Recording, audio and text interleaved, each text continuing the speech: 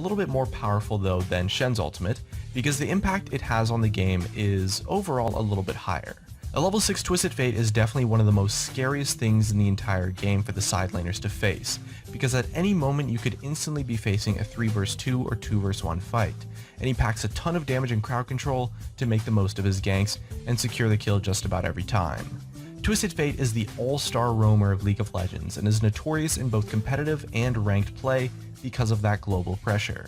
It pretty much defines him as a champion entirely, and he's one of the most popular champions to play in mid lane throughout history because he's one of the few champions remaining that can reliably snowball an entire game by getting not just himself fed, but the rest of his team as well.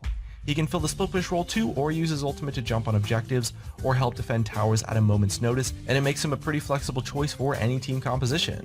The thing about Twisted Fate's ultimate is that when you play against a Twisted Fate in the mid lane, it just changes the entire playstyle of the game. You know, when I'm playing top lane and my opponent has a Twisted Fate mid, I play that laning phase so much differently than I otherwise would have if I was playing against a different mid laner. He controls the entire map all by himself, and he definitely feels most at home along early snowball champions that he can help push ahead too.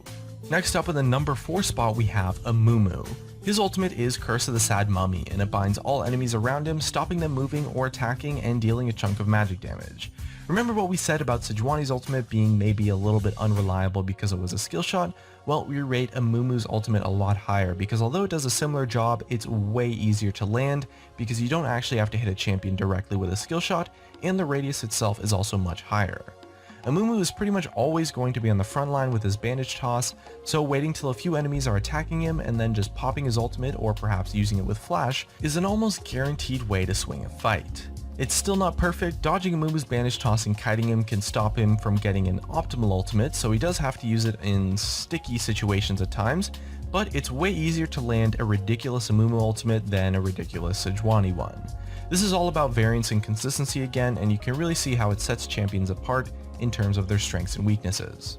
At number 3, our choice is Janna with her ultimate Monsoon. It knocks enemies back and channels for 3 seconds to heal allies, and it really sets Janna apart as by far the best disengager in the entire game. Janna's kit is packed with playmaking ability, and her ultimate is a massive part of it, because she can use it to save an ally with that clutch heal, knock back any enemy that's trying to jump on your team, or even just use it with a flash to push an enemy into the middle of your team. Janna is a champion who's all about peeling for her carry, and her ultimate is a huge part of what makes her so damn good at it. If left unchecked, she can also just heal a huge amount straight up, which can just cancel out the damage an entire enemy team has put down on your team.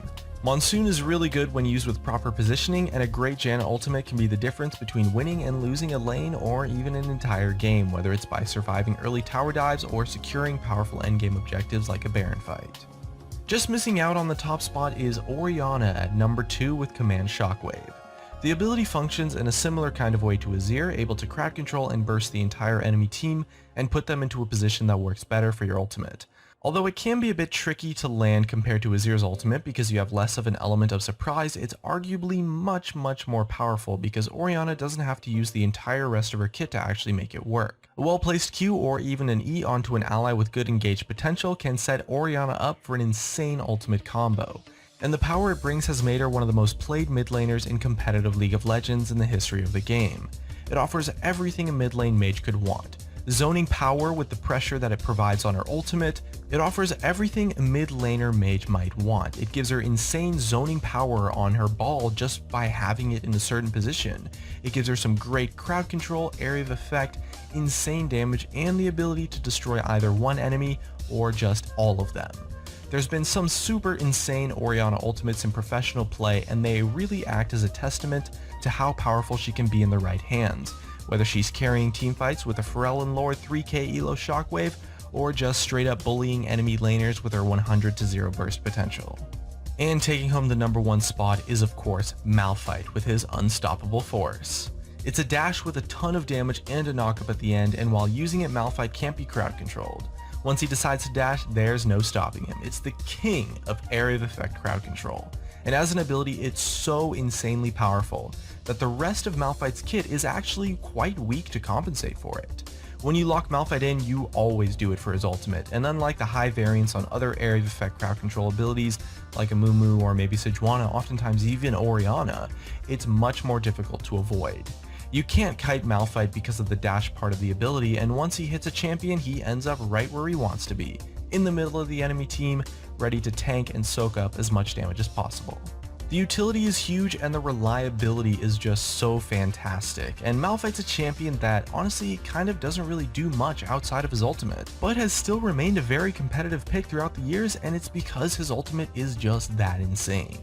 And it actually has quite a lot of magic damage scaling too, so it's a big part of what makes full AP Malphite so fun to play. With his 100% AP scaling, it works by turning him pretty much into an assassin, giving squishy targets two choices, either time your flash right to escape, or just roll over and die. He's the best wombo combo enabler in the entire game because of this insanely reliable ultimate, and he'll probably always have a place in the meta as long as he has access